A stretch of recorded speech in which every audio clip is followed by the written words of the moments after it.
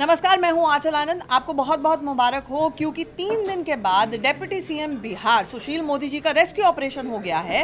वो निक्कर में बाहर निकल आए हैं। उनको बाहर निकालने के लिए अच्छी खासी जद्दोजहद एनडीआरएफ और तमाम रेस्क्यू टीम्स को करनी पड़ी, and it can happen only in Bihar. तो बिहार के अंदर आपदा का डबल अटैक है। 2 तरह की आपदाएं हैं। एक तो आपदा है जो बिहार के अंदर बाढ़ वाले हालात है, कई जिले पूरी तरह से पानी में डूब गए हैं। दूसरी आपदा लालू के घर की आपदा है, जहां पर हाई वोल्टेज ड्रामा हुआ। मेरे साथ मेरे 2 सहयोगी जुड़ रहे हैं, अभ्यस इस तरफ और शिल्पी इस तरफ। अभ्यस, मुझे ये बताइए, it can happen only in Bihar कि डिप्टी सीएम, जिनकी जिम्मेदारी ये है कि बिहार के बाकी इलाकों में जहां पर मदद पहुंचानी चाहिए वो मदद पहुंचाएं, उनको बाहर निकाला जाता है 3 दिन बाद सबसे नाव पर। सबसे मज़ेदार बात यह है, ये कंडीशन भी तब हुई जब कल नीतीश कुमार कह रहे थे कि ये तो प्राकृतिक आपदा है और ये तो कुदरत का कहर है, इसमें सिस्टम की कोई दिक्कत नहीं है। तो उनके खुद के डिप्टी सीएम घर में फंसे हुए आज 3 दिन बाद तस्वीरें निकाली। तो नहीं, बिहार ऐसा तो नहीं कि नीतीश कुमार को पहले तो पता नहीं चला कि डिप्टी सीएम कहाँ है, फिर अचानक से पता है अरे भाई मैंने तो बैठक बुलाई थी और यहाँ पे तो डिप्टी सीएम नहीं है, तो समझ में आया कि सुशील मोदी जी तो घर में है, फंस गए हैं पानी में। सवाल ये कि डिप्टी सीएम 3 दिन से आपको गायब है, आपकी उससे मीटिंग नहीं हो रही है, आप राज्य के मुख्यमंत्री हैं, और सिर्फ डिप्टी सीएम सिर्फ नीतीश कुमार ही क्यों? बीजेपी के बड़े नेताओं को भी अपने डिप्टी सीएम की फिक्र करना चाहिए। कहाँ है? 3 दिन से सिर्फ नीतीश कुमार, सिर्फ सुशील मोदी घर में अकेले पैक नहीं होंगे, उनके पूरी फैमिली में और भी लोग होंगे, उनका भी पता करना चाहिए। और इस सुशील मोदी अकेला पहला एग्जाम्पल नहीं है। बिहार के जो सांसद राजीव प्रताप रूडी, सारण से सांसद हैं, उनका भी पटना वाला घर डूबा हुआ, सबसे पहले दिन की तस्वीरें आई। आज बिहार के एक और मंत्री प्रेम कुमार, उनका भी घर डूबा हुआ।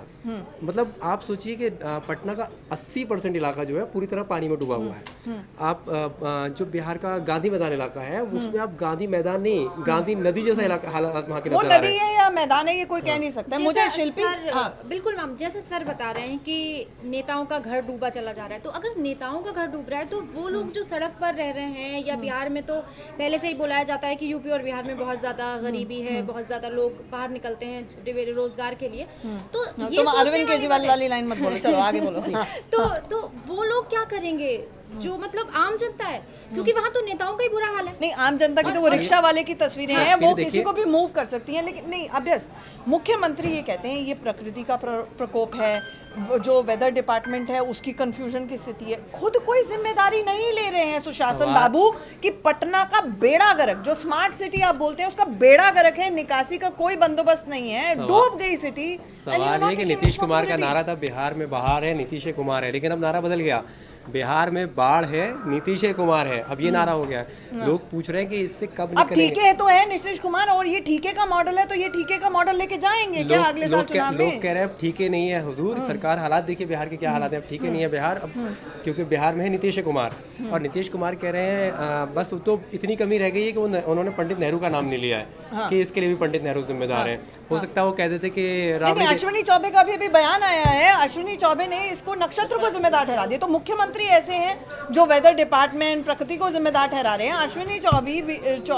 ये कह रहे हैं कि इसके लिए नक्षत्र जिम्मेदार है। जिम्मेदारी लेने के लिए बिहार की इस दुर्दशा के कोई जिम्मेदार नहीं है। देख लीजिए, गनीमत और करिए कि उन्होंने ये नहीं कह दिया कि राबड़ी देवी ने 16 साल सरकार चलाई या लालू ने सरकार चलाई तो बिहार का ड्रेनेज सिस्टम ठीक नहीं किया, हम कहाँ तक सही करें, और नेहरू जी की देन है। ये 15 साल से गड्ढे नहीं भर पाए। नहीं, ये 15 साल बोला जा सकता है। और सबसे बड़ी बात तो ये कि अब वहाँ की जो प्राकृतिक आपदा है वो भी राजनीति का शिकार हो गई है। जैसे हर चीज राजनीति का शिकार है, वैसे वो भी एक राजनीति का शिकार हो गई है। आप लोग जो है सड़कों पर पानी भरा हुआ है, उसकी साफ सफाई नहीं हो रही है, निकासी नहीं हो रही है, और हर नेता और एक दूसरे को आरोप प्रत्यारोप, वो इसकी टोपी उसकी बिहार वो जो एक मुझे सवाल इसलिए पूछना पड़ रहा है कि एक मॉडल का विजुअल आया जिसमें वो आपदा में जल परी कैप्शन था, जिसमें उनकी फोटो शूट होती है बाढ़ के बीचों बीच। तो लोगों ने कहा बहुत असंवेदनशील है। मैं जानना चाहूंगी, आप मॉडल को कह रहे हैं असंवेदनशील है, जो वहाँ पे सरकार है उसकी संवेदनशीलता कहाँ चली जाती है? मॉडल के बारे में भी लोगों ने ठीक से पढ़ा नहीं। वो मॉडल निफ्ट की स्टूडेंट है और वो प्रोफेशनल मॉडल है। उसने कहा कि मैंने ये फोटोशूट इसलिए नहीं किया कि मुझे बहुत मज़ा आ रहा था बारिश में जाके, मैंने ये फोटोशूट इसलिए किया है ताकि जो नीतीश कुमार और उनकी सरकार और सारी दुनिया देखे कि बिहार की आज हालत क्या है। हम अपने तरीके से, क्योंकि हम मॉडल हैं तो अपने तरीके से प्रेजेंट कर रहे हैं अपने स्टेट की हालत को, और खास तौर से उस राजधानी पटना की जिसको स्मार्ट सिटी बनाने की बात कही गई थी। सोचिए अभी वहाँ का ड्रेनेज सिस्टम ये हाल है कि 4 दिन से लगातार बारिश हो रही है, पटना पूरी तरह डूब चुका है। बिहार में सिर्फ पटना की मुसीबत तो लोगों के लिए ठीक है, पटना के पास दानापुर उसके वही हालात, जहानाबाद, छपरा। सुशील मोदी और नीतीश कुमार आपस में मैसेज व्हाट्सएप भी नहीं खेल रहे थे? बड़ी हैरानी, तो बहुत करीबी माने जाते हैं। मतलब पूरी बीजेपी एक तरफ सुशील मोदी और नीतीश कुमार बड़ी एक हैरानी तरफ। की बात है कि पूरी बीजेपी को, बिहार बीजेपी को भी पता कि उनके डिप्टी सीएम और उनके वरिष्ठ नेता पार्टी के कहाँ है सुशील मोदी जी। अब सवाल है कि सुशील मोदी जी भी नहीं, कहीं मुझे भी आके यकीन नहीं हो रहा, अभी तक विजुअल्स आ रहे हैं और मैं भी यही सोच रही हूँ ऐसा हो कैसे सकता है। नहीं, अब उससे भी बड़ी बात यह है कि जो पटना साहिब के सांसद हैं रविशंकर प्रसाद, उनका बड़ा मजे का बयान है आज। वो कहते हैं कि यार मैं 4 दिन से बाहर था, अब मैं बिहार में जाके देखूंगा, हेलीकॉप्टर भेजूंगा, रेस्क्यू करेंगे। अरे आप अपने इलाके के सांसद हैं, 4 दिन बाद आप होश आ रहा है मीडिया में तस्वीरें देखने के बाद, टीवी चैनल पे कि बिहार की इतनी बुरी हालत है, पटना की इतनी बुरी हालत है। आप पटना साहिब के सांसद हैं, आप यूपी के या उड़ीसा या त्रिपुरा के कहीं के सांसद नहीं हैं। आपको तो पहले दिन कॉल लेके जाना चाहिए था बिहार में।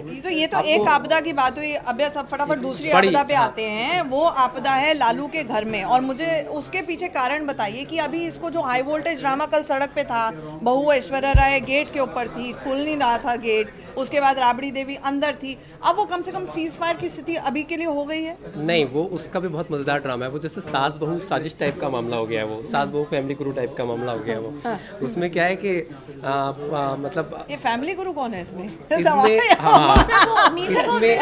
नहीं, क्योंकि ये सारे लोग बिहाइंड द सीन्स बोल रहे। देखो, हमें किसी के प्राइवेट लाइफ में जाने का कोई शौक नहीं है, लेकिन पीछे से जो बोला जा रहा है कि असल में लड़ाई ये है कि लालटेन कौन पकड़ेगा, और ये फैमिली गुरु की बात वहीं पे आ जाती है। लालटेन कौन पकड़ेगा वाली बात तो है ही। साथ में इन दोनों के जो शुरू से तेज प्रताप के और उनकी वाइफ के फैमिली डिस्प्यूट आ रहे थे, अब उसके लिए जिम्मेदार माना जा रहा है कि मीसा है। मीसा घर में जरूरत से ज्यादा दखल अंदाजी करती हैं, ऐसा मीडिया रिपोर्ट्स आ रही है।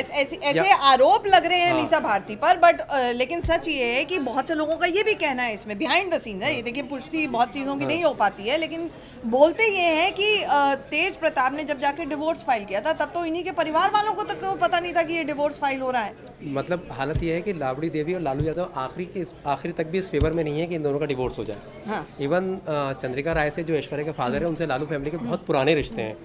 आरजेडी को खड़ा करने में चाहे साथ रहा हो या जनता दल का साथ रहा हो उनका, और वो मंत्री भी रहे कई बार लालू की सरकार में, वो भी नहीं चाहते कि उनकी बेटी का घर बिगड़े। एक ही छत के अंदर बहुत सारे नेता हो जाए तो ये समस्याएं हो सकती हैं, जैसे मतलब राबड़ी देवी, लालू प्रसाद यादव, तेज प्रताप, मीसा भारती, तेजस्वी यादव। यहाँ पे एक पेज ये भी है ना, चंद्रिका राय, यहाँ पे नेतागिरी से अलग दूसरी मामला ये भी है ना कि तेज प्रताप को उनके घर वाले नहीं समझ पा रहे हैं, तो एक नई बाहर की बहू कैसे समझ पाए? तेज प्रताप तो उनके घर वाले नहीं समझ पा रहे, तेज प्रताप को भी किसी को समझ नहीं पाते हैं, ये भी आरोप लगते हैं। वो घर पे रहते नहीं है। तेज प्रताप को समझना इसलिए मुश्किल है। अब जब भी हम लोग अक्सर दिखाते हैं उनके अलग अलग रूप सामने आते हैं, कभी वो कृष्ण के रूप में आ जाते हैं, कभी वो बाल सखा बन जाते हैं, कभी वो डमरू बजाने लगते हैं, कभी वो सड़क पे शिव जी का रूप धारण कर लेते हैं। तो उनको समझ, उनके परिवार शंख फूंकने लगते हैं, उनके पिताजी नहीं समझ पाए, उनकी माताजी नहीं समझ नहीं पाए, तो एक बाहर की लड़की आके कैसे समझे, उसके लिए थोड़ा मुश्किल है। तो फैमिली हालांकि, लेकिन मीसा भारती की आपको ये बात just from this argument point of view ठीक लग रही है कि वो वहाँ पर जाती नहीं है, उनका कोई संपर्क नहीं है, तेज प्रताप उस घर में नहीं रहते हैं, सिर्फ राबड़ी रहती हैं, तेजस्वी यादव तो हमें पता है कि इधर उधर उनका आना जाना रहता है, वो भी उस घर में बहुत फ्रीक्वेंट विजिटर नहीं है। तो ऐसे में 2 लोग हैं, और जो मुख्य तौर पर प्रताड़नाएं के आरोप अगर लगाए जाते हैं, जिस तरह से कल हमने देखा, तो मीसा भारती ने जो हमें एक्सक्लूसिव इंटरव्यू दिया था, उससे लग रहा है कि कुछ वजन है उनके कहे में भी।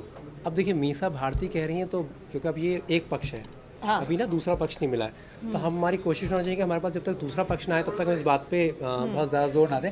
और फिर ये पर्सनल मैटर है किसी भी फैमिली का, वही मैं कह रही हूँ, ये प्राइवेट मैटर है, हम उसमें जा नहीं सकते नहीं, लेकिन दूसरा है। पक्ष तो खुद ऐश्वर्या राय का है जो तो सड़क पे मिल रहा है। लेकिन अभी ऐश्वर्या राय की तरफ से, उनके परिवार की तरफ से अभी खुल के इस पर कुछ भी कहा नहीं गया है। सिर्फ एक कल शिकायत दर्ज कराई गई थी कि पारिवारिक प्रताड़ना वाला, तो वो एक सिंपल शिकायत आई है, क्यों है, क्या है, कैसे, और उसके पीछे बिहाइंड द रीजन क्या है, वो भी क्लियर, खाना ना देने की और मारने तक जो एक पारिवारिक उत्पीड़न वाले मामले होते हैं, उसी तरह का मामला सामने आया है। मुझे याद आ रहा है मैम, एक बहुत खूबसूरत सी तस्वीर आई थी इनकी शादी के तुरंत बाद की, वो साइकिल पर बैठा करके अपनी बीवी को ले जाते हुए की, बहुत अच्छी सी तस्वीर आई थी। तो वो मीडिया में बहुत ज्यादा वायरल भी हुई और लोगों ने बोला बहुत अच्छी जोड़ी है, बहुत अच्छा लग रहा है। उन चीजों से ऐसा लग रहा था जैसे चीजें बहुत, लेकिन उसके थोड़े ही समय के बाद पहले दोनों भाइयों के बीच में अनबन, फिर पति पत्नी के बीच में अनबन, और अब वो अनबन धीरे धीरे बढ़ती जा रही है। एक फैमिली मैटर है, एक स्टेट मैटर है, लेकिन दोनों जगह पर बुरा हाल है। आपदा का ये डबल अटैक है। हमारे साथ जुड़ने के लिए अभ्यास और शालिनी, शिल्पी, आपका बहुत बहुत शुक्रिया। फिलहाल इतना ही, बने रहिए इन खबर के साथ।